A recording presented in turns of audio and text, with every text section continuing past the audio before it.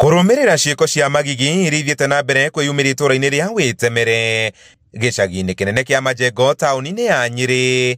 Aciari na areri a ciana nĩ mathingatĩtwo gũikara mareri itho kũgitĩra ciana iria maraikara nacio kuona irĩ ũgwati-inĩ wa kwahamwo kĩmwĩrĩ no arĩa maraikara hakuhĩ nao.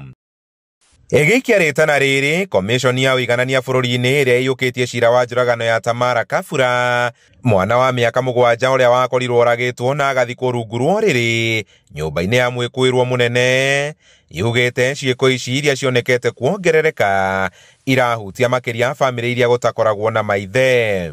What we are concerned about is about families which are headed by children, whereas when the parents go to look for money and businesses, and then a child is left in charge of a family. Households which are headed by elderly, households which are headed by single parents.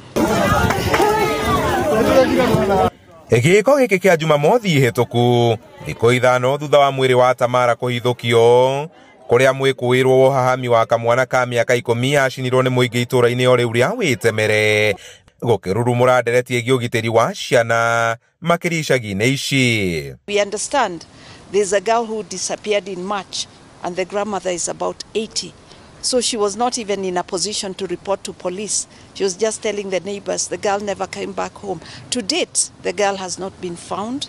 A lot of gangs are there, and as a county, we are trying to the best we can to ensure that the people who are already there, everything is, the issue of security is brought to order in that place. Mwĩkũĩrwo wa njũragano ya Tamara atanyĩtwo gũgetĩka thitango kerĩ ga kiumia twerekeire, komishoni ĩno ĩgĩtongoria mawakiri ya mwana ũcio. Handũ-inĩ ha Inooro TV kuma kaunti-inĩ ya Nyĩrĩ, Njĩta Kamau wa Mwangi.